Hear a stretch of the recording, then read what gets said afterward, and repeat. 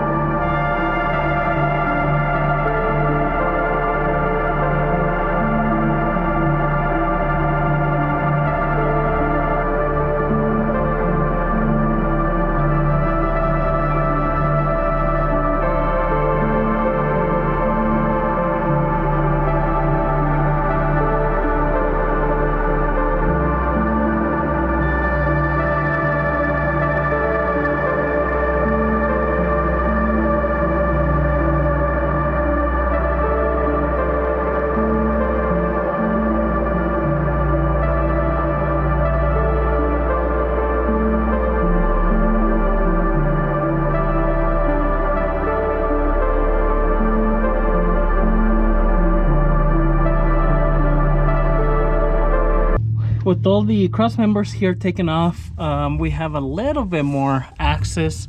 We can kind of see some of the oil pan here, the bottom piece anyways, but I disconnected these plugs from the rack. Just make sure you pull the locks and then you push the tab. So the rack here is gonna come out first. Like I said before, it has the bolt here on the passenger side, comes in from the front, and then it has the two on this side. So pretty much it bolts the same as the previous model's rack and pinion. So I did a rack and pinion on a different one, on a Cadillac, and it's the same mounting style, except this one is electric, the other one has the power steering hoses. So I do have to disconnect. If you see it up there on the, you can probably see my finger up here, this bolt here that comes from the steering wheel, so that way it comes off there, the shaft. And then I'm gonna take those bolts off, and this is gonna drop down probably, I'm gonna assume it's probably gonna drop down quite a bit, but after that, then we're gonna have to disconnect the drive shaft here for the front differential. Just that way it's off. And then the bolts for the differential, there's 2 of them right over here. So one here, one on this side, and then the 2 on this side here. And that should let this drop as well.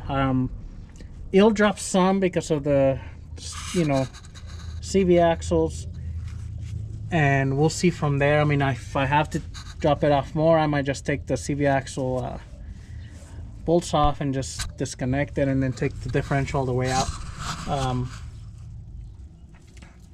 I mean, I might end up just having to do that, just that way I have this whole thing out of the way here. So let me get this rack down, and then I'll start working on this differential, and we'll see.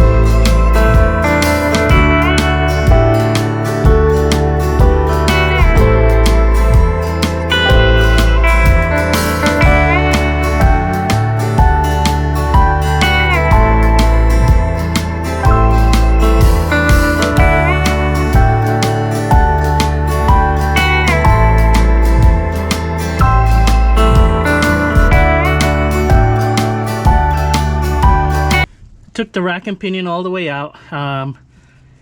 There was no way that, I mean maybe, but I didn't see a way that the differential was gonna come out with the rack right here, just because there's no room for it to move this way with the pan.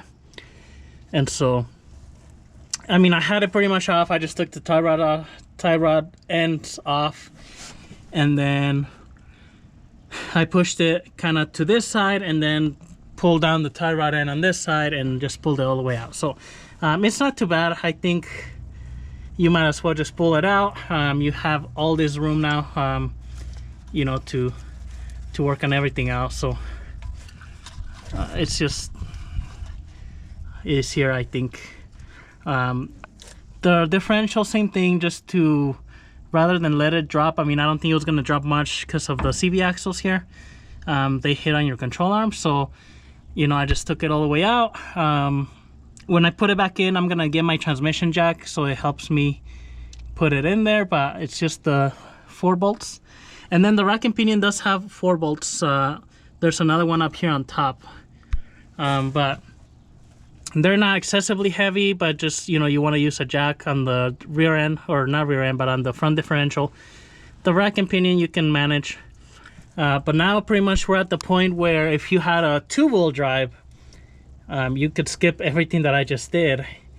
More than likely you probably have the cross member here, but that's it. So if you have a 2-wheel drive, a lot easier.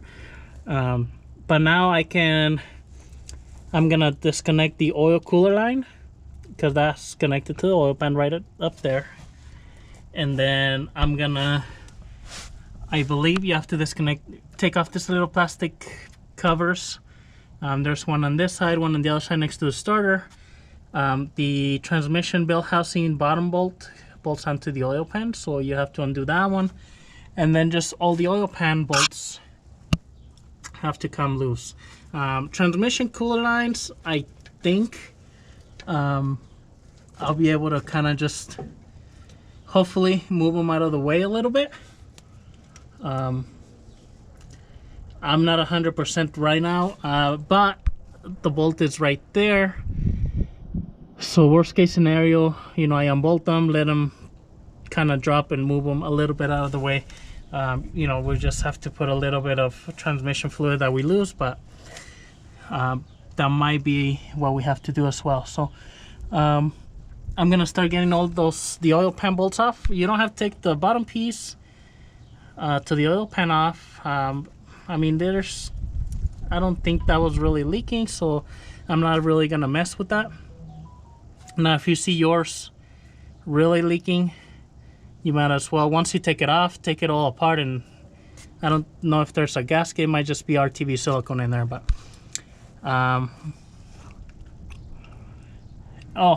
the other thing I'm just looking at is the dipstick. So I'm gonna have to go and loosen the bolt to the dipstick from the top to take that out, because that goes into the oil pan over here. But I'm gonna start doing that, and then I might not take the oil pan all the way out. I mean, well, I'm gonna have to take it out anyways, but I wanted to take the oil pump with that solenoid out so I can get a new one order, but I don't think there's a way to really not take it all the way down to take the oil pump. So let me start working on that, and then I'll show you if I did have to take the transmission cooler line.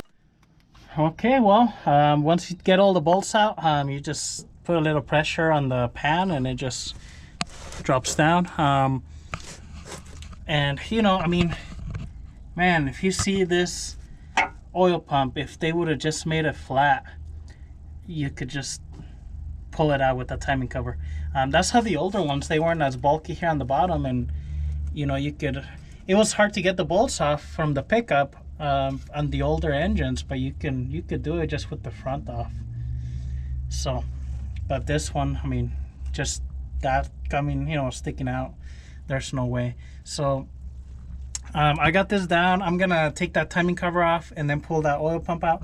That solenoid is, you know, it's what's giving the code, and from what I did a little bit of research, that causes the you know, bad the running, kind of like misfire, hesitating, shutting off. So hopefully that's what the problem is gonna be. Let me take the pump out, and then we'll kind of inspect it and see if there's anything obvious wrong with it. But if not, I mean, it's just going to be the solenoid. Once I do that, though, I am going to put this oil pan back on, probably just with 2 bolts, because I have to order the parts, and since the vehicle's outside, you know, I just want to put it back on there so no like dirt and stuff gets all in there. At least, you know, to try to keep stuff from getting in there too much.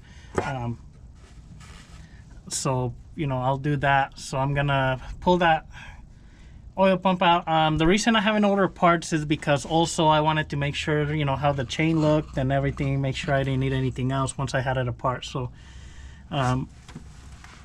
looking at everything here, I mean, it looks like there's some O-rings here for the oil.